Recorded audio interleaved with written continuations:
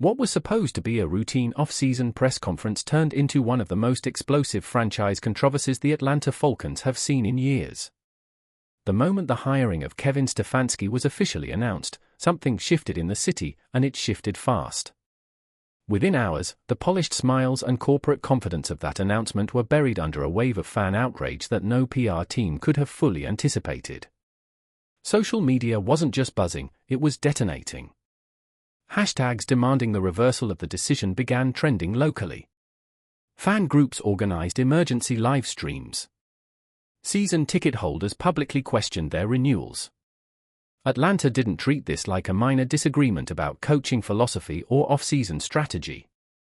They treated it like a betrayal of something far deeper than football. The location of the protests made everything even more symbolic. Demonstrators didn't just gather online, they physically showed up outside Mercedes-Benz Stadium, one of the most recognizable sports venues in the country. Chants echoed across the plaza. Banners were raised reading "Legacy Matters" and "Don't Repeat Cleveland."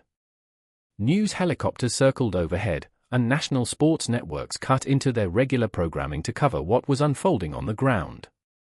This was organized, coordinated energy, not random noise from a frustrated fan base.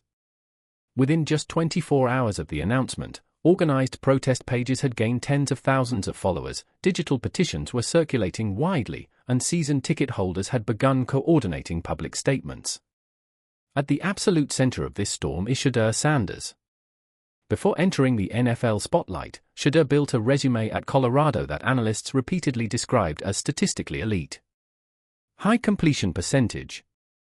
Low interception ratio. Poised pocket movement. The ability to lead in hostile environments and perform under pressure.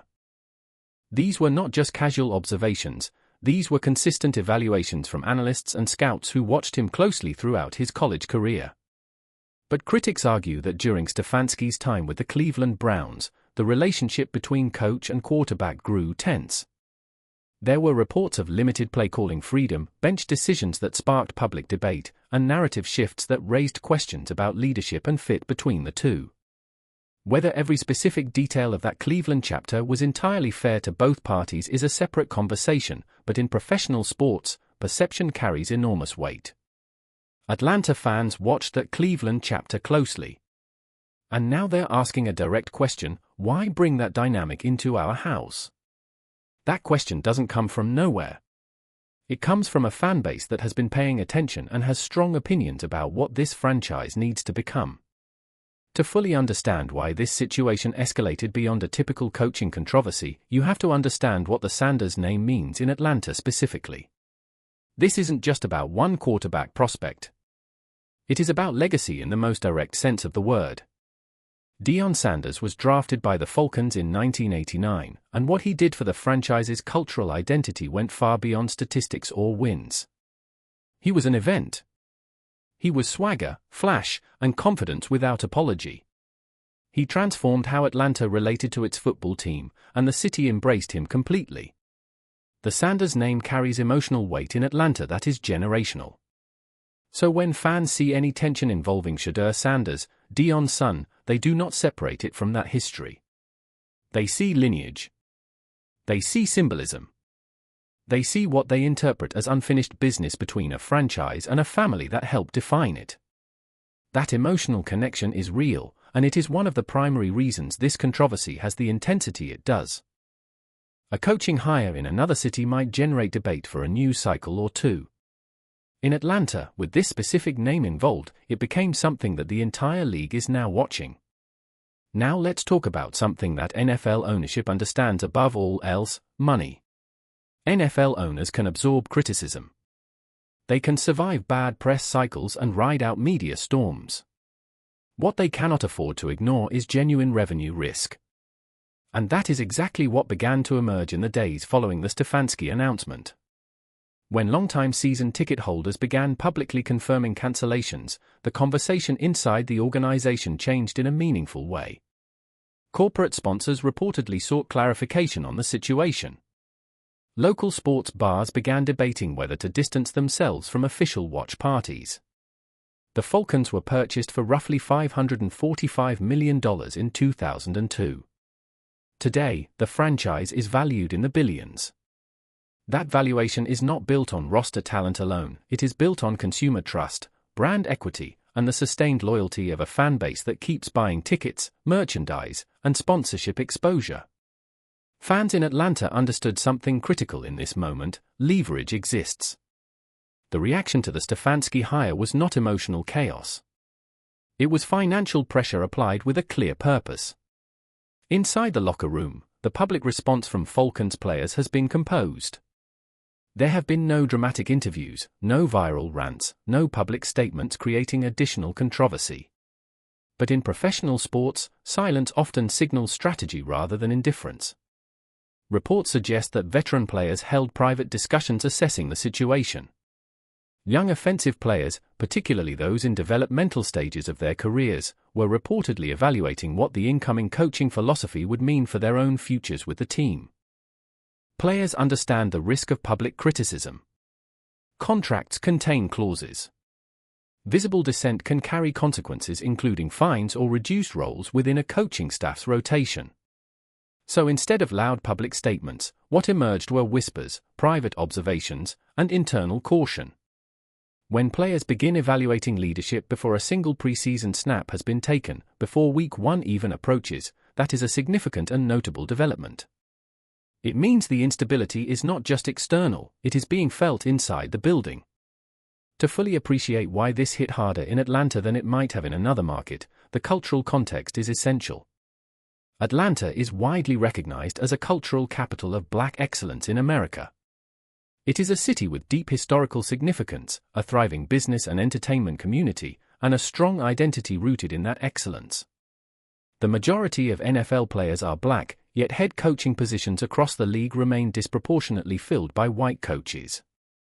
That conversation resurfaces every single off-season, and it is not a fringe discussion, it is a mainstream league-wide dialogue that ownership groups, the NFL front office, and media analysts engage with directly. In this context, hiring a coach whose previous tenure included visible friction with a confident young Black quarterback carries symbolism, whether that symbolism was intended or not. Community leaders, former players, and analysts began speaking publicly. Not all of them with anger, but with concern. In Atlanta, symbolism matters deeply. The way a franchise represents itself culturally, the decisions it makes at the top, and the signals it sends to its players and community do not go unnoticed. The Stefanski hire activated all of those conversations simultaneously. All eyes in this situation have turned to one man, Arthur Blank, the owner of the Atlanta Falcons. Ownership in the NFL rarely makes reactionary moves. Stability is prized above almost everything. Reversing a high-profile coaching decision publicly would be an extraordinary step, one that carries its own reputational consequences. But allowing instability to compound also carries a cost, and that cost spreads well beyond one news cycle. Internal reports describe emergency PR meetings, strategic recalibrations, and serious evaluation of long-term optics for the franchise. This is not simply about managing one press cycle or calming one segment of the fan base. It is about brand perception across the entire NFL ecosystem. Free agents evaluate culture before they sign. Agents evaluate leadership stability when advising their clients. Sponsors evaluate reputational risk before committing to partnerships. And perception spreads with speed in this league. Every day that this controversy remains unresolved, those evaluations are being made by people whose decisions directly affect the future of the franchise. Consider the position of a top-tier free agent this off-season. Every serious player in that market is evaluating organizations based on stability, leadership clarity, and cultural alignment. One team projects unity and calm. Another faces visible protests outside its stadium, ongoing media scrutiny, and divided internal energy. The choice between those two environments, when contract value is relatively comparable, is not a difficult one. Reputation influences recruitment in a direct and measurable way.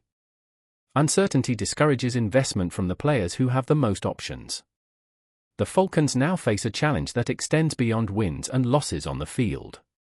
They must restore confidence, both internally among their current roster and coaching staff, and externally with their fan base, corporate partners, and the broader NFL community. The longer this remains unresolved, the harder that restoration becomes. Each day that the chaos outside Mercedes-Benz Stadium remains part of the national sports conversation is another day that a potential free agent, a potential sponsor, or a potential draft prospect is forming an impression of this organization. At the core of the football debate itself is a question about coaching philosophy and adaptability.